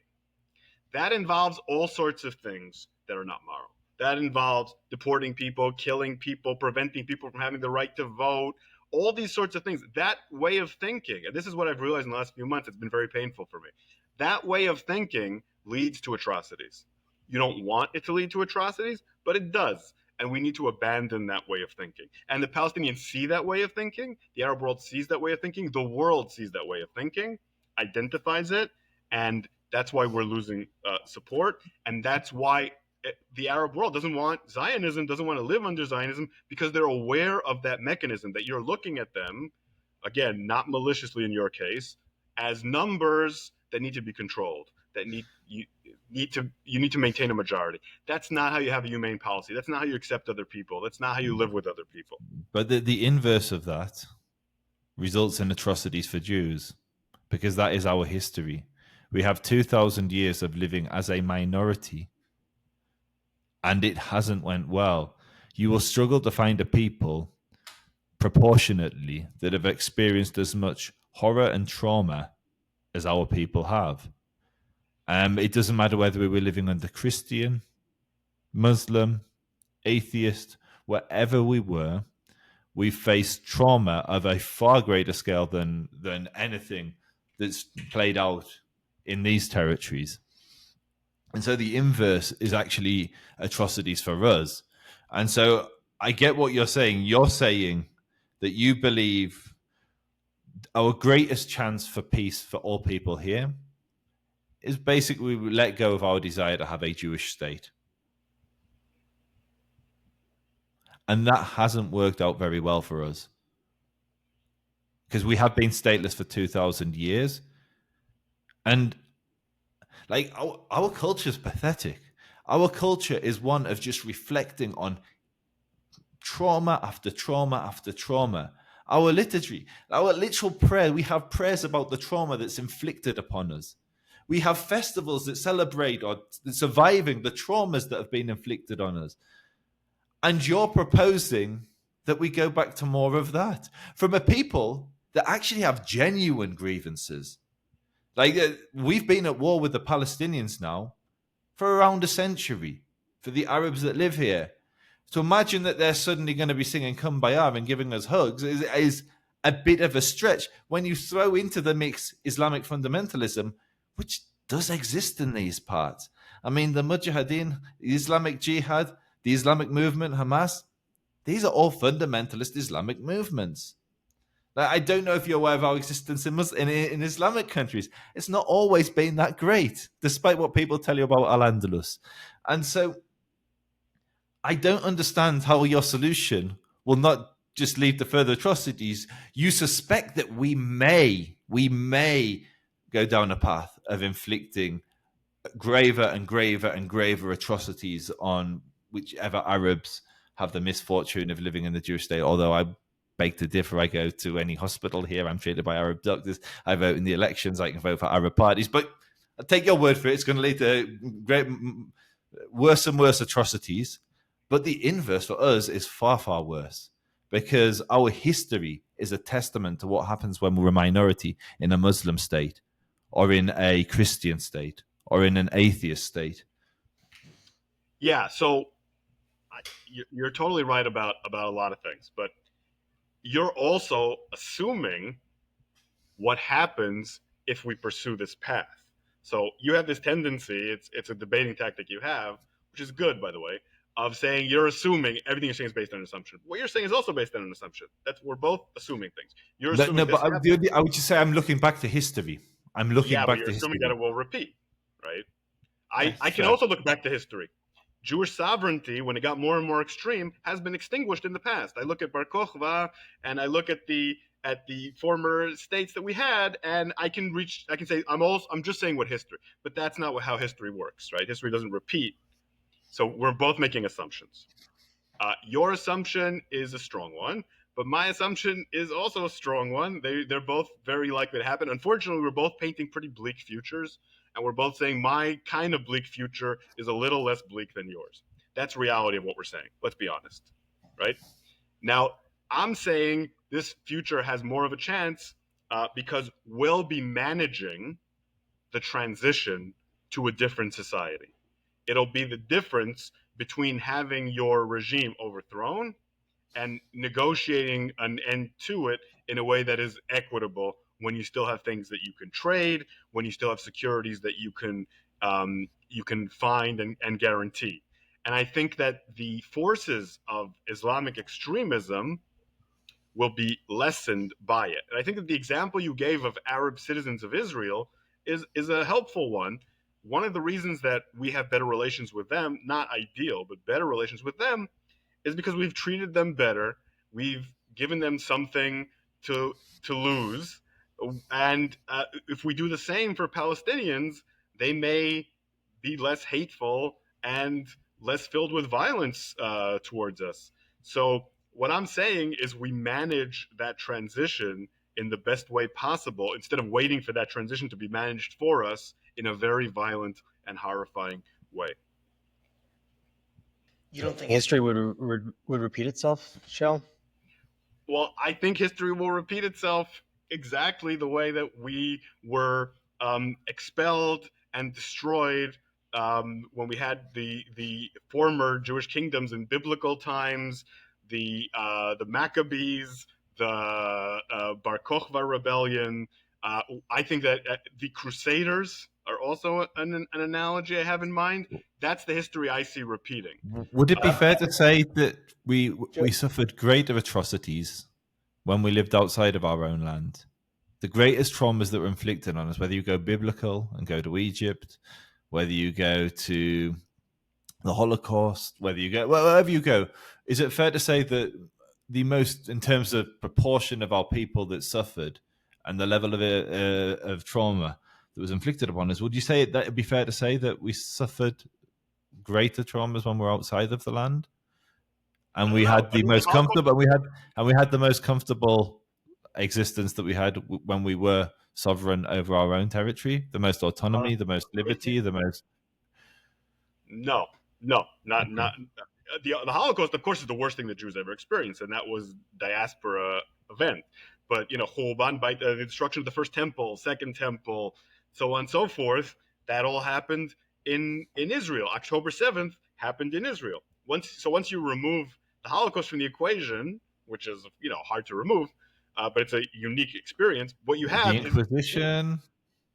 What you have is the Jews suffering wherever they were. Most of our history, we weren't in the land of Israel. That's a fact. So most of our atrocities happened elsewhere. But our experiences in the land of Israel were pretty horrifying. This seems to be they're also incredible. I mean, we've never had greater liberty. We built our entire civilization is built. Our religion, everything about us is built. But you're acting as if I'm saying that we should all go to diaspora. No. Well, what I'm saying is that I think Jews should remain in the land of Israel and have rights. But how will we not? Rights are not at the expense of Palestinians. I'm not saying we go back to Poland. No, I get that, but I'm saying how do you prevent us from becoming another just a dhimmi? How do you prevent us from becoming one of the dhimma? Well, the structure that I'm talking about is a structure where you have a constitution, where you have guarantees, where you have autonomy for both. Okay, but let's you have all those protections in place, but then you have Giuliani's elected. You have an Islamist who they can't overthrow the power. You have a large. We are a minority, and we have all these constitutional protections, but we are minority in an Islamic majority. How do you prevent atrocities? Like, the only way you prevent is through force and numbers. That's the issue. That's the only solution that we see through Zionism is force and numbers, and it's a self-fulfilling prophecy. And I no longer believe that's the only option we can pursue. I believe that pursuing a more peaceful option will save more lives in the long term. I understand that when you have power, okay, but it's the same thing with military power until it doesn't. But is it not? I mean, the thing with military power is, eventually living by the sword, dying by the sword, and so on and so forth. It won't uphold for it. That's the fallacy of what you're saying. You're always saying this might not work. What you're proposing is not going to work. There's no plan aside from escalating and fighting. And I think there's zero chance in the long run that works. Zero chance. And if I look at a managed peace process, I think there's a significant chance that it works. I don't know what it is. It's much higher than zero. So I'm not for transfer. It's not something that I support. But let's say we go down the Gavir route and every Palestinian is removed from the territory. Would that produce a greater chance for peace for the Jewish people to live here? That's an atrocity that Israel. No, I'm agreeing with you on that. But I'm saying not morally. It's just take the legacy of anti-Semitism, take the attention that Israel gets from the world. Then commit a truly epic war crime that will ring through history, and the legitimacy of a country that depends on international trade and the international community for its survival will be gone. Not only that, I give Jews enough credit that the Jewish community in the world will completely turn on Israel if it commits that. I mean, especially the reason I was asking, I don't think Israel has any appetite for transfer. I mean, there are certainly. No. I understand. You're asking theoretically. I'm saying on a practical. I understand that. I kind of disagree, actually, but okay. On a practical level, it would fail. It would fail. First of all, we're seeing the logistical problems Israel's having doing it right now. Right? Dedi Barnett goes to Trump, says, "Find me a country to deport people," and he can't. So just logistically, it's very difficult. I mean, I disagree with that. Where the 6 million refugees were relocated from the Ukraine in a matter of months, and there was no Palestinians for two reasons. One, they don't want to participate in something where everyone will consider them war criminals, and two, they're worried that Hamas will come to their country. Right? It's not true. People are taking Palestinian refugees. European countries are taking people from Gaza. Not in ethnic cleansing levels, which is what we're talking about. Yeah, of course they'll take 100 people, they'll take 1,000 people even. No one's going to take 200,000, 300,000. Gaza 500,000 Syrians. No one batted an eyelid to Germany. No one batted an eyelid. No, I'm not sure what you're arguing with me about, because practically speaking, no one's willing to take these. Like, this isn't something I'm making up. No, you're saying that I believe that particularly Western nations will take on refugees, and I think Arab nations will take them on, but they wouldn't give them citizenship. Honestly, but anyway, I don't even want to argue the transfer, because it's not something you want, it's not something I want. So I'll let one of my right-wing colleagues come and debate you on transfer, because it's I don't know if I can hold my anger debating one of those people. It's very nice talking to you, though. Yeah, on a logistical level, it would be impossible. Almost impossible. Let's say you did it. On a moral level, would be obviously unspeakable. We agree on that. But also, ultimately, I think it would destroy the state. The process that I mentioned of Israel, disintegrating due to its extremism would be hastened significantly. I don't think Israel would be destroyed the next day. It's just that the support that it would lose in the world, including from the Jewish diaspora, would ultimately make it unsustainable. The wars would just be transferred externally instead of internally, as in the past, and Israel would be less in a position to survive, and it would also lose that moral certainty that it had in the past. I don't think it would survive that. No, I think it's a terrible plan on a practical level. Was that rhetorical, Joseph? You asked. Was there a question following from that? I was kind of going down a rabbit hole I don't really want to go down, because I have to end up arguing for things I don't want to argue for.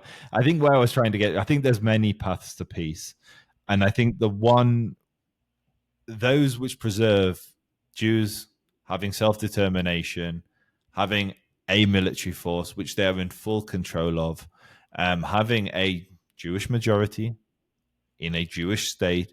I think these are the things that have our greatest chance for minimizing harm to the Jewish people. I think Shaiel, it's fair to say, thinks that ultimately that will eat lead to maximizing, or maybe not maximizing, but harming other people. It sounds like you're saying you are certainly within the context of this conflict. I think you said things I did actually agree with. I think there's things that we as a society haven't come to terms with or haven't reconciled. So I think I don't like the term Nakba. Nakba was coined as a term by an academic to describe the failure of the Arabs to genocide us. That was the original catastrophe, but many Arabs did flee this conflict. And there were instances even of forced expulsions like Lud and Ramla and places like that. And so I've never commented on any of Shaiel's tweets because I don't like publicly fighting Jews because we have enough enemies that let the anti-Semites attack us, let Hamas attack us, but let's not turn on each other. We can have a difference of opinion, but and he made a tweet about, and I'm a total nerd. He made a tweet about where he lived and where he grew up. And it's one of the most bougie middle-class streets in Jerusalem. And he was expressing how, sorry, I hope you don't mind me sharing this, Shaiel, because you made a public tweet, so hopefully it's cool. He made a tweet how he was coming to terms with living in a house that had been built by Arabs who'd fled in 48. He'd asked he wondered who was living in the house before it was occupied or lived in by Jews. So I went down a rabbit hole. I actually even Googled who lived in your house. I can tell you that it was a certain Arab family who owned the land, who owned a fair amount of land. The Jani, yeah, exactly. I've been in with them. And that got me thinking. I was thinking, so take someone like Shaiel. What does he do? I feel this is like underhand, but whatever. He's living a bougie life. He's living in a posh neighborhood. When he inherits this house or his parents sell this house, he's going to make a ton of money, and he's going to get rich off this. And you then take someone who's living in a settlement on some hilltop that was never owned by, or let's say sold to the JNF 100 years ago. And the international community looks at the Jews who are living on a West Bank hilltop as being immoral, stealing an Arab house, when in reality, the JNF bought the land 100 years ago and there's political, the land is contested. Let's put it plain.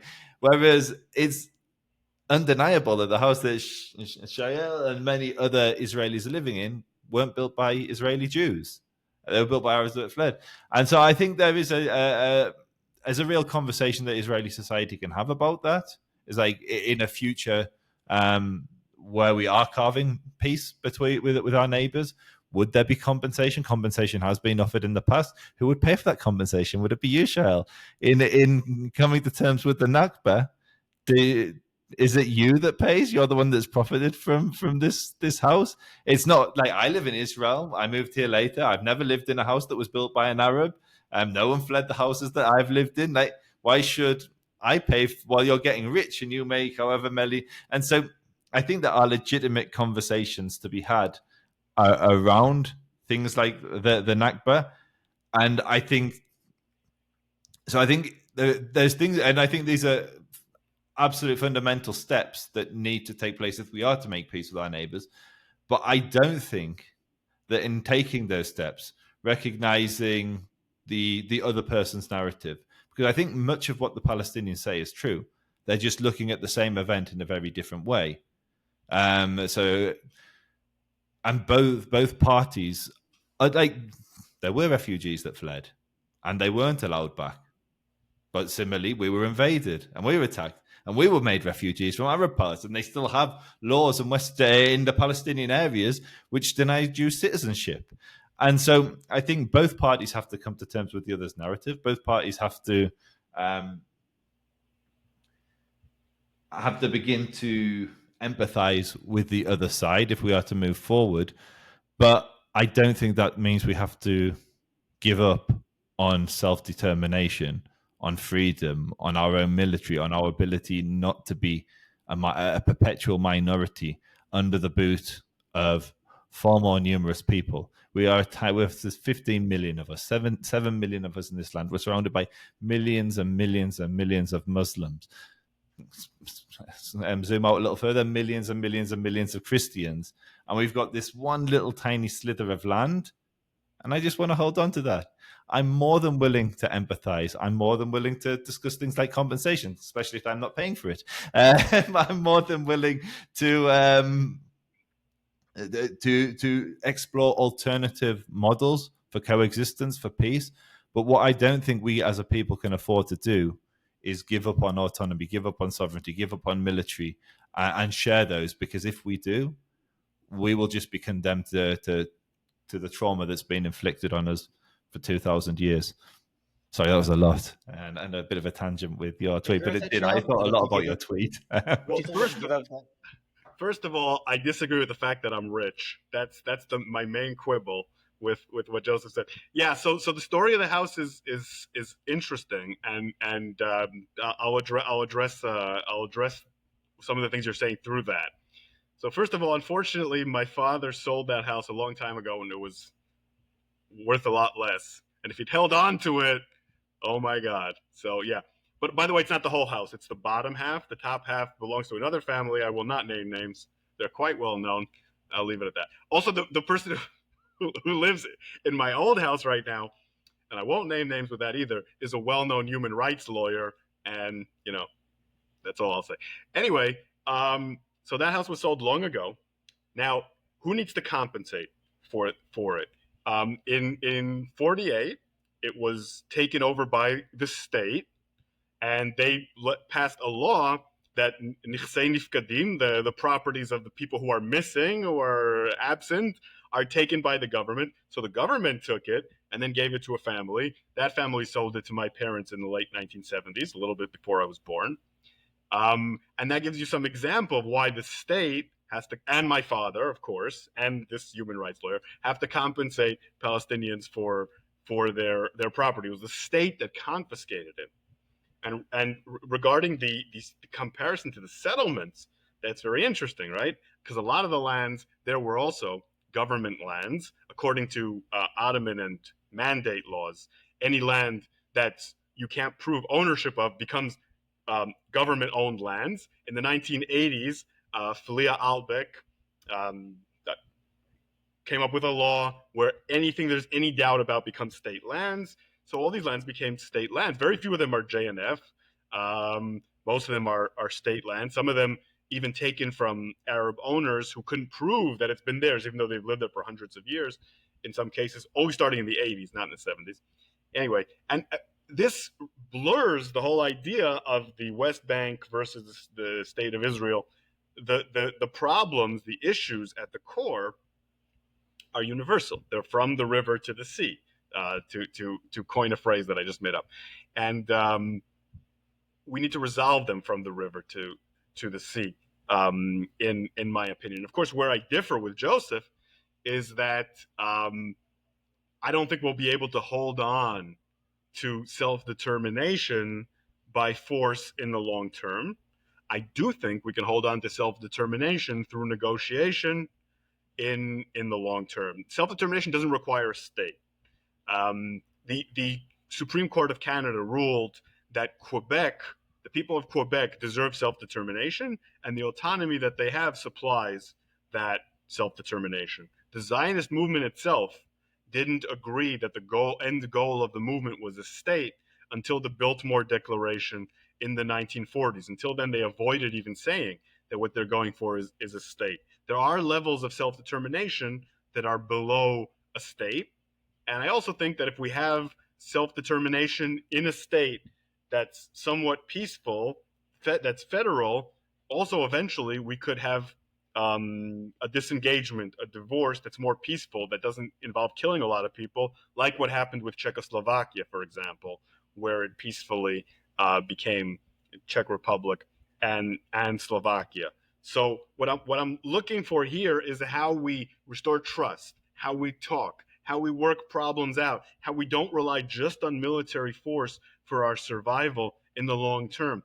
I think that a federation would have a strong element of self-determination for Jews. I don't think that Jews should be at the mercy of Palestinians, that they should have protections for their minority, they should have veto power, constitution. so on and so forth. And I think that in the longer term, that will protect our rights better than trying to hold on to everything by force. There's a saying in Hebrew, tafasta merube lo tafasta. You try to catch everything, you catch nothing. And I think that's where Israel's headed right now. We need to focus on protecting what really matters, what really matters, which is our safety and peace and Jewish culture. And I think we're also losing everything that's good about our culture with our aggression and messianic tendencies. I think peace could also help with that. And it could also help lessen anti-Semitism abroad. It could also strengthen our ties with the diaspora Judaism. I think that there's so many benefits to it and so few benefits to continuing in our militaristic, messianic, and expansionist policy.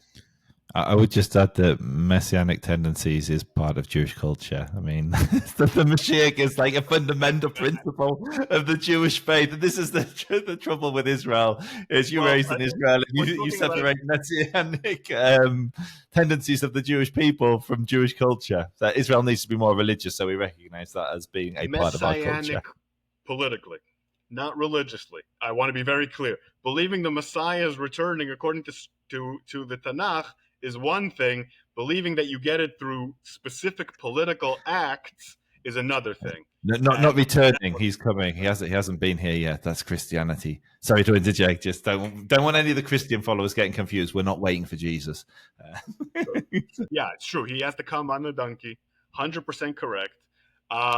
That's not the issue, right? The religious messianism can be the issue. It's an issue sometimes, but that's not what I'm talking about. I'm talking about political messianism. And that's something that was rejected by mainstream religious Judaism for many generations, and then was embraced only in the late 1960s, early 1970s, and has become a very dangerous force. By the way, also Islamism in its political format was dormant for centuries in most of the world. And in the 1970s, Wahhabism also underwent a similar process. These are the things I'm talking about, not the religion itself, but the foreign policy and security ramifications of making decisions based on religious precepts. I mean that has been Islam, but we don't have to do an Islam debate. But Islamic history is one of. I know a lot less about Islam. Yeah. I'm an Israel guy. Yeah. That's fine. This was fantastic, you guys. Thanks for this. These types of conversations are why I do this podcast. So, do people usually yell at each other on your show? Because we didn't do any yelling. No. Depends. It's because he's not Piers Morgan. If you speak with a British accent, and I'll do my best Shmuley Bateyek impression, and you could do. I was just on Piers Morgan, and I was watching the other people yell at each other. I felt embarrassed for my Israeli heritage. I should have been yelling, but yeah. But see, if you sell out your people, you can get to go on Piers Morgan, everyone. He was so nice until the very end. He had to say, I sold out. I had to make it a little bit Piers. He had to switch to blood sports. Now he can say that he said that I sold out my people. No, I genuinely, I do not think you've sold out your pit. What I said before, it frustrates me when people call you a capo. I don't think you're a capo. I absolutely disagree with what you're doing and who you side with. But I think your intention is one of minimizing dead people, and that's a noble goal.